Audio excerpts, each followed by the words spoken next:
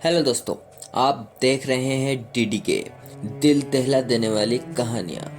तो चलिए बढ़ते हैं आज की कहानी की ओर। घने से जंगल में बसा एक गांव उमरिया। यहाँ न डॉक्टर का कोई अता पता है, न कोई ज्ञान का। यहाँ का ज्ञान सारा के सारा बाबा लोगों के पास है। वही लोगों को बहला फुसला कर लूट रहे थे। लेकिन कुछ ऐसे हुआ कि इस गांव में एक के बाद एक मौतें होने लगी, या यूं कहो कि लोग गायब होने लगे। न कोई खबर और न कोई पता ठिकाना। घर वाले लापता लोगों को ढूंढते और थक कर उसको भूल भी जाते।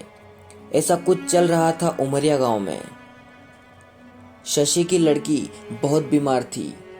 महीने हो गए वो खटिया से उठी नहीं थी। क्या हुआ था ये तो बस वो वेद ही जानता था, लेकिन खुल के कभी बोलता नहीं था। घर का जो भी बचा कुचा सब दांव पर लग चुका था, लेकिन शशि की लड़की में कोई बदलाव नहीं आया था।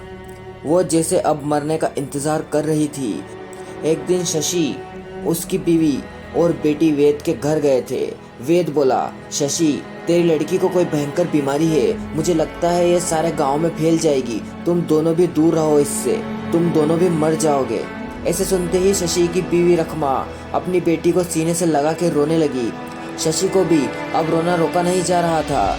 वो मुंह छुपा के रोने लगा। बेचारे करते भी क्या। वेद आगे कहता है, मुझे तो लगता है ये अब कुछ दिनों की ही मेहमान है, लेकिन ये जल्दी मर जाए ये तो गांव का कल्याण होगा, वरना ये महामारी फैला देगी। मेरे पास एक दवाई है जो इसको देते ही कुछ ही समय में ये मर जाएगी। तुम भी बचोगे और सारा गांव भी। कहो तो मैं दे दूं इसको।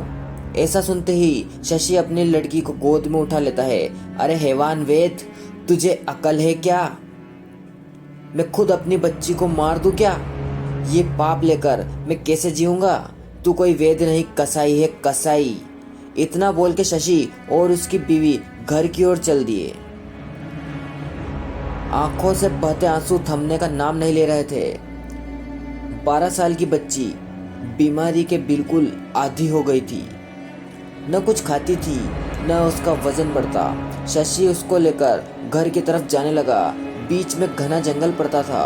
वहां से रास्ता निकालते हुए वो शाम होते होते घर पहुंचने वाले थे। सूरज अब डूब चुका था, लेकिन उनका घर नहीं आया था। अचानक शशि के कान में कोई फूंक मार के चला गया, ऐसे लगा।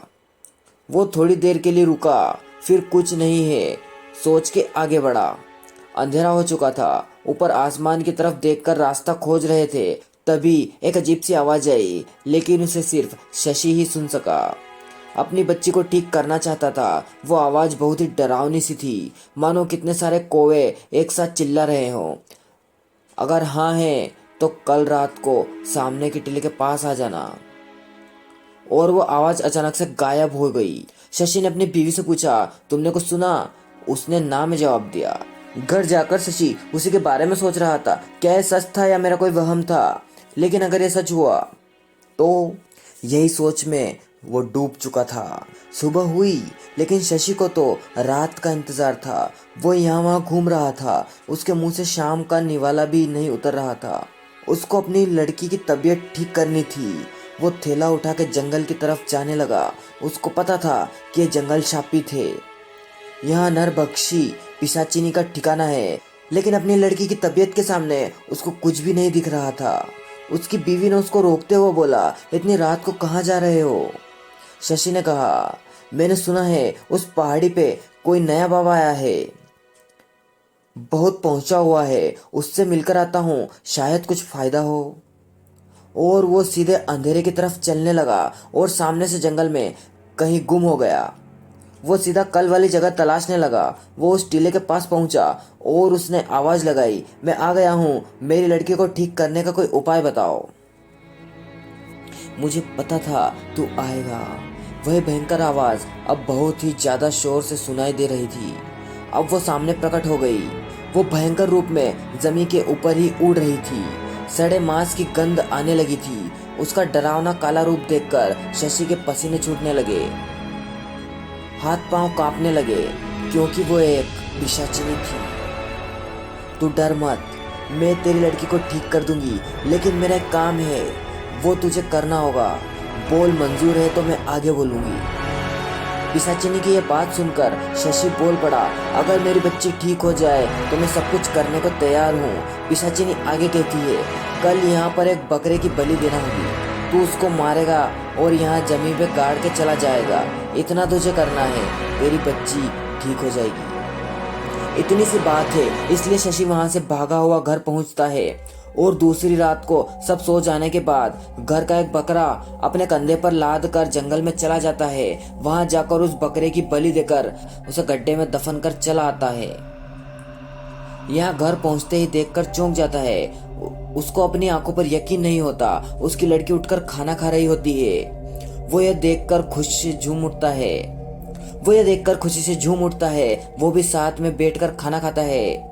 सुबह फिर से शशि उस जंगल में जाकर पिशाचिनी का शुक्रिया अदा करने की सोचता है। वहां पहुंचते ही वो पिशाचिनी एकदम से प्रकट होती है। भयंकर मांस के सड़ने की गंध और कौवों का चिल्लाना। आ गया तू, मैंने अपना काम कर दिया, लेकिन अगली अमावस को मुझे एक बलि चाहिए यहीं पर, लेकिन इस बार इंसान की।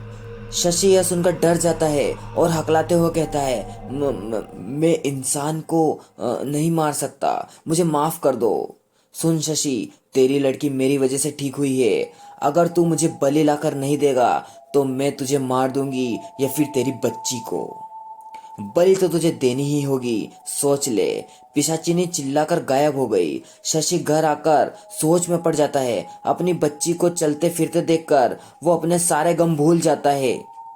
देखते देखते अमावस्या की रात आती है। नर बलि देना कोई खाने का काम नहीं है, ये शशि जानता था। किसी को गांव में खबर न हो, इसलिए गांव में आए एक भिखारी को खाने का लालच देकर वो वहां जंगल में लेके जाता है और कुल्हाड़ी की एक ही घाव से उसको मौत के हवाले कर देता है। वहीं गड्ढा कर उसको गाड़ देता है। इधर वो घर आकर देखता है कि उसकी लड़की एकदम से ठीक हो गई है। शशि की ये सब हरकतें उसकी बीवी से छुपी नहीं थी, वो सब जान चुकी थी, लेकिन कुछ बोली नहीं। उसकी लड़की ठीक हो गई थी। उसकी खुशी का ठिकाना नहीं था। लेकिन दिन प्रतिदिन शशि बदल रहा था। सीधा इंसान। अब हर अमावस को वो इंसानों को मार रहा था। लोगों को शक न हो इसलिए दूसरे गांव से लोगों को गायब कर रहा था। आसपास के सभी गांवों में लोगों के गायब होने का सिलसिला चालू हुआ। शशि ऐसे लोगों को मारता था जो समाज के लिए खतरा थे या जो लोग दूसरों को परेशान करते थे। इस वजह से लोग भी जरा शांति से थे कि दुष्ट लोग मर रहे हैं, और इधर शशि भी मैं समाज की मदद कर रहा हूँ इसी खुशी में जी रहा था। ऐसे करते करते महीनों और साल बीत गए। अब शशि की लड़की की शादी की उम्र हो चुकी थी। नरभक्षी पिशाचिनी को अब हमेशा से नए शिकार को खाने की आदत सी पड़ गई थी।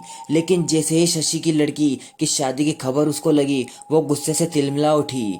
वो सीधा शशि के घर पहुंची। सब उसको देखकर घर के बाहर निकल गए। उसका भयंकर काला रूप और सड़े मांस की गंध ने सबको वहां से भगा दिया। लोग अब शशि को शक की निगाह से देखने लगे थे। ये कौन है, ये पूछने लगे। घर पहुंचकर पिशाचिनी ने शशि से कहा, तेरी लड़की मेरी अमानत है, तू इसको किसी और को नहीं दे सकता। उसकी शादी हो गई तो उस पे मेरा वश नहीं चलेगा। मैं ऐसा होने नहीं दूंगी, उसको मार दूंगी। पिशाचिनी को पता था कि अगर शादी हो गई तो शशि उसको शिकार देना बंद कर सकता है। शशि उसके सामने रोता है और लड़की की जान की भीख मांगता है। उस पे पिशाचिनी कहती है, मुझे एक नवजात की बलि चाहिए। ये जो तेरा जमाई है ना होने वाला, उसकी बलि चाहिए। ये अच्छा आदमी नहीं है, इससे तेरी लड़की की शादी मत कर, वो उसको मार डालेगा, मैंने भविष्य देख लिया है। शशि उसकी बातों में आ जाता है और पूजा करने के बहाने से अपने होने वाले जमाई को जंगल में ले जाकर कुल्हाड़ी से उस पे वार कर मार डालता है।